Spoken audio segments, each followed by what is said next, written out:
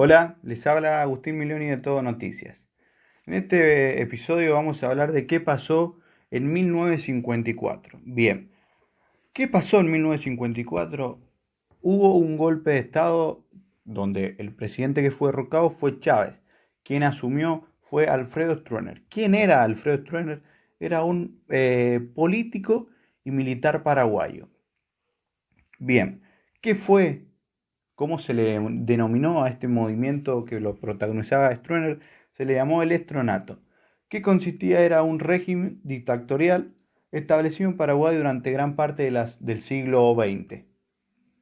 Bien, no cabe aclarar que fue el periodo más largo, fue la dictadura más larga de toda América del Sur, comprendía entre los años 1954 y 1989. Bien, en este dictadura pasaron demasiadas cosas. Y en el momento los voy a dejar con mis colegas y mis compañeros que le van a explicar todo acerca de esto. Bien, los dejo con Matías González que le va a hablar sobre, a continuación verán.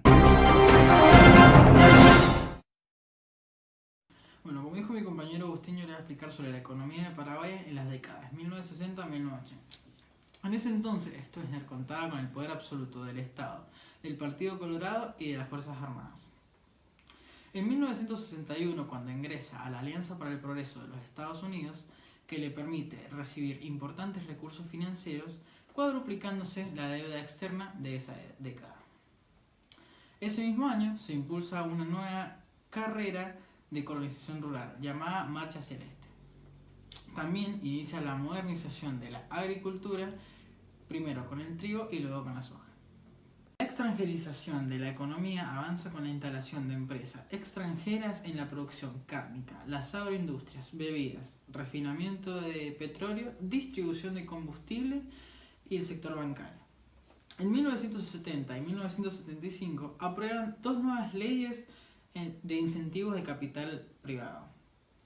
Un flujo importante de dinero entra al país en esa época, con créditos extranjeros. Se aceleró la mecanización de la agricultura y la expansión de la frontera agrícola, debido a una fuerte inmigración de productores brasileños y el desplazamiento de los campesinos e indígenas. A finales de la década se produce el crecimiento desbordado de la corrupción, las tierras mal habidas, la acumulación fraudulenta de riquezas y los circuitos económicos ilegales. En la década de 1980 caen los precios de la soja y el algodón, lo cual produce que la economía deje de crecer y que la inestabilidad de los campesinos se profundice. Como consecuencia de esto se genera mucho desempleo, el endeudamiento del pueblo sigue creciendo y la inflación se profundiza. En esta imagen podemos ver cómo en los últimos años, antes de la caída de la dictadura, se caracteriza por el crecimiento fluctuante del PIB. Esto ocurrió debido a los altos precios en los principales rubros de exportación y la construcción de represas hidroeléctricas que se llevaron el crecimiento del porcentaje del PIB un 10% durante varios años.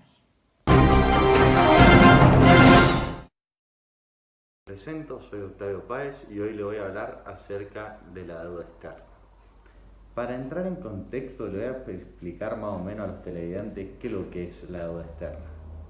La deuda externa es un conjunto de obligaciones que tenemos con un acreedor que reside en el extranjero, es decir, es una deuda que tenemos nosotros como Estado que le debemos a una entidad financiera o a algún otro país. La deuda puede ser tanto pública como privada. Si es una deuda pública, significa que es una deuda del Estado. Y si es una deuda privada, significa que puede ser de una familia o de una empresa privada. El origen de la deuda puede ser por diferentes causas. Alguna causa puede ser por una mala administración en el gobierno, por querer invertir en infraestructura o por alguna catástrofe natural. En el caso de la deuda externa de Paraguay se origina justo en la época que estamos hablando, en la década de 1960. El presidente en este momento pide un crédito de 126 millones de dólares. se los dan. ¿Y en qué lo invierte esos millones de dólares? Invierte el 23% al gobierno central. El gobierno central, gran parte con ese porcentaje que le dieron, con ese crédito, lo invierte en infraestructuras. Otro 33% fue hacia las entidades financieras y fondos ganaderos. Los fondos ganaderos a la gente le percutió mucho porque no se esperaba que fuera tanta montón para esa área. Y después tenemos un 43% que fue absorbido por las empresas públicas. El principal acreedor de estos tiempos, es decir, quien le daba los créditos hacia este país, Paraguay, en la década del 60, fue el Banco Interamericano de Desarrollo. Hoy en día la deuda externa de Paraguay es de 9.000 millones. Una enorme diferencia comparada a los años 60, de la época que estábamos hablando nosotros. La década, cuando empezó la deuda, estaba con 126 millones y ahora pasa a ser de 9.500 millones. Cabe aclarar que durante la dictadura de este personaje pasamos de una deuda de 126 millones a 2.000 millones. Ahora les paso con mi querido compañero Álvaro, que les va a hablar acerca de la violación de los derechos humanos durante esta dictadura. Muchas gracias, señor Octavio Páez, por darme la bienvenida. Yo soy Álvaro, soy periodista y hoy les contaré un poco de lo que son las violaciones de los derechos humanos en Paraguay. Durante la década de Stroessner, varias personas sufrieron violaciones de derechos humanos. 19.000 personas fueron arrestadas ilegalmente, 18.400 fueron torturadas, 58 ejecutadas, 337 desaparecidas, 3.740 exiliadas. Se dice que toda aquella persona que era un sector social era considerado un acto grave para ser arrestados. 100.000 personas fueron víctimas de violaciones indirectas de los derechos humanos. Familiares o alegados cercanos a esas víctimas sufrieron directamente las violaciones de derechos humanos. Sin más nada que contarle, los dejaré con Alejo Zaini, que les contará un poco de lo que son los aspectos geográficos en Paraguay. Adiós.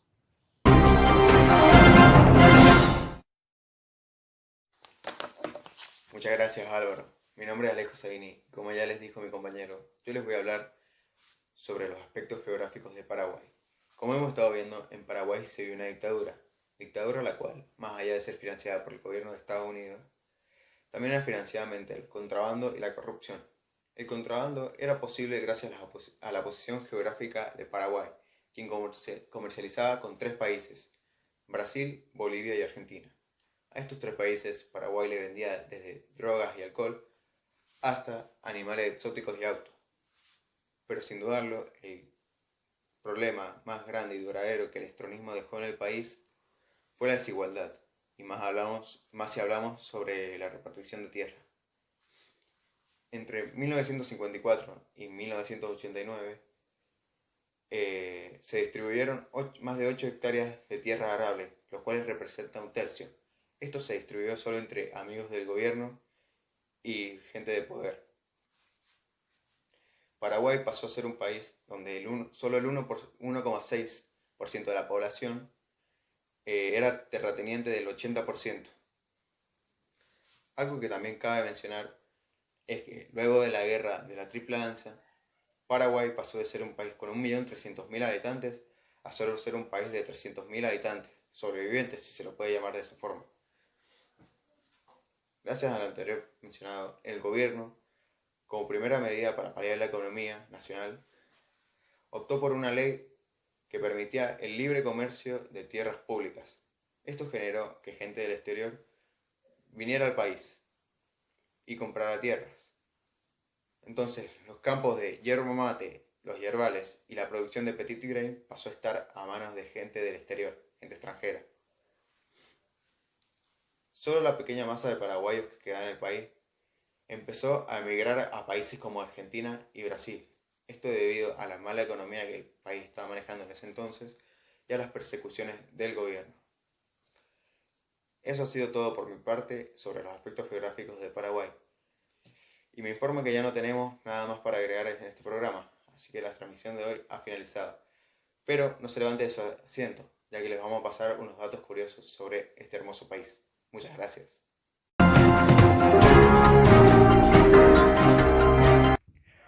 Bien, perfecto. Antes de despedirnos, finalmente vamos a hablar un poquito más acerca de esta bella nación. ¿En qué idioma rige en esa región? Perfecto.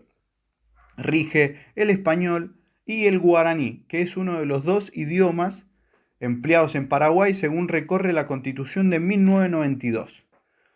Bien, también vamos a hablar de los símbolos patrios, pero para saber qué símbolos patrios tiene Paraguay hay que entender primero qué es un símbolo patrio. Un símbolo patrio son aquellas cosas que representan estados, municipios o naciones. Y así diferenciar, obviamente, reconocer los países. Bien, vamos a ver qué símbolos patrios tiene Paraguay. Uno de los símbolos patrios es el escudo de la República. Uno, el escudo de la Hacienda, el himno nacional. Esos son los tres símbolos patrios más importantes que tiene la República de Paraguay. Bien, y ahora vamos a hablar de las costumbres y tradiciones, las más nombradas que tiene Paraguay. Bien, para entender esto hay que ver que Paraguay es uno de los países que todavía tiene mucho trascendencia aborigen. ¿Qué quiero decir con esto? Que como también adaptaron las costumbres italianas y españolas, pero también siguen conservando algunas tradiciones de sus antepasados. Perfecto. Bien, uno de los mayores tradiciones que tienen un día de folclore, el Día Mundial de los Folclore. También vamos a ver que cuando visitemos este país, los platos grandes de comida van a ser demasiado grandes, no van a parecer que es demasiado, pero es una de las costumbres de este país. Bien, bien, también uno de los íconos es el tereré. Bien, bien. También festejan la celebración en nombre de su creencia, la celebración en nombre de Nuestra Señora de la Asunción. Ellos festejan eso y también festejan mucho lo que es Semana Santa. Esas son un par de las tradiciones. Ahora se van a enterar un poquito más de todas las cosas con mis compañeros. En Paraguay se destaca mucho la música y la danza. Se escucha la polca paraguaya, que es la que principalmente identifica al país. También cuenta con variantes como la polca paraguay, el quiré y la galopa. Todas son presentadas de forma tradicional, con guitarra y arpas paraguayas. La contradanza, originalmente inglesa y que luego pasó a España, ejerció gran influencia, como el pericón, la cuadrilla, el chopi, el cielito y otras. Las danzas que más interpretadas fueron en esa época fueron la golondrina, el londón, carapé, la polca y mazurca. Bueno, continuamos con más datos curiosos sobre este país. Por mi parte, les voy a hablar sobre festividades y lugares turísticos. Comenzando con los lugares turísticos, tenemos el Salto Cristal, la cual es una cascada ubicada en Paraguay, de más de 45 metros de altura, que enamora a los turistas por su majestuosidad. Luego tenemos los Saltos de Monday, otra cascada ubicada en el Alto Paraná de 40 metros de altura. Por tercero tenemos a San Bernardino, conocida como la ciudad del verano. Esta se encuentra en cordillera y tiene su auge de turismo entre el mes de diciembre y febrero. Continuando, tenemos a la represa de Itaipú, la cual se encuentra en el Alto Paraná. Esta es un atractivo turístico ya que es la segunda más grande en el mundo, solo superada por una represa hidroeléctrica, en China. Luego tenemos el Palacio de los López, en Asunción, una hermosa edificación que es considerada uno de los íconos de Asunción. Y por último, les voy a hablar del lago Ipacari, ubicado en Cordillera. Es conocida como la ciudad del lago, ya que sus aguas fueron inmortalizadas en una de las guaraníes más hermosas y conocidas del país. También, como les dije, les voy a hablar de festividades, las cuales tenemos el Día de San Blas, quien es un patrono de Paraguay, el 3 de febrero, el Día del Tereré, muy característico de ese país, el 23 de febrero, el Día de los Héroes, el 1 de marzo, el Día del Indígena Americano, el 19 de abril, el Día de la Cruz, el 3 de mayo, Día del Himno Nacional de Paraguay, el 20 de mayo, el Día de la Constitución Nacional de este hermoso país, el 20 de junio, el Día de la Fundación de Asunción, el 15 de agosto, y el Día de la Guaranía, el 27 de agosto. Sin nada más que agregar, vamos a cortar con el programa de hoy. Espero que lo hayan disfrutado. Muchas gracias. Bueno, ahora voy a contarles algunos datos curiosos sobre esta espléndida nación que es Paraguay. Paraguay es un gran exportador de energía hidroeléctrica. Sus principales centrales se encuentran en Itaipú y Yacyretá. Paraguay tiene un clima muy diverso. Puede haber un día soleado, estar disfrutando de un día soleado y repentinamente se puede llegar a largar un diluvio que te termina encerrando en tu casa. ¿Sabían también que tiene la moneda más antigua de Sudamérica, que es el guaraní, y fue creada en 1943 y se sigue usando hasta el día de hoy? También es el cuarto mayor exportador de soja, con 6 millones de toneladas anuales. Otra curiosidad sobre esta nación es que tuvo la primera guerra de Sudamérica aérea, que fue una guerra de Paraguay contra Bolivia en que se usaron aviones. Testimonios cuentan que esta guerra eran con aviones muy pesados, muy antiguos, y que decían que los aviones de Paraguay volaban bajo porque no tenían paracaídas y se tenían que tirar, cayeran de lo menos alto posible. En algunas regiones de este país siguen existiendo grupos aborígenes. Paraguay lamentablemente no posee salida al mar, pero tiene grandes ríos como el Paraguay o el Paraná. El último dato curioso que voy a dar acerca sobre este país es la guerra de la Triple Alianza, que se enfrentó contra la alianza de Uruguay, Brasil y Argentina. Esta guerra lamentablemente salió perdiendo Paraguay y tuvo la gran consecuencia de que muchos hombres murieron y la tasa de hombres bajó un montón. Y el país lo tuvo que sacar adelante mujeres y ancianos. Muchas gracias, seguimos con el programa. Bueno, para terminar la sección de cultura les voy a enseñar uno de los platos típicos de Paraguay, que es el chipá. Los ingredientes para hacer el chipá son 1 kilo de almidón de mandioca, 5 huevos, 250 gramos de queso cremoso, 200 gramos de manteca, 200 gramos de queso duro, jugo de una naranja, sal a gusto y 2 cucharadas soperas de polvo para hornear. Bueno, ahora les voy a enseñar la preparación del chipá. En un bol tamizamos el almidón con el polvo para hornear. En otra parte, los 5 huevos, la sal y el jugo de naranja. Después, al almidón ya listo, le incorporamos la manteca fría y los 2 quesos. El duro lo rallamos y el cremoso lo amasamos. Luego, juntamos las 2 preparaciones. Si es necesario, le agregamos leche fría, amasamos muy bien y lo mandamos a la heladera por 2 o 3 horas, mientras más mejor.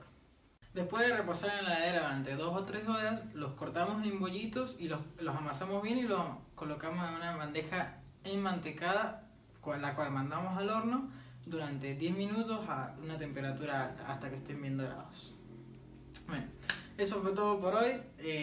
Los esperamos en la próxima edición de nuestro programa.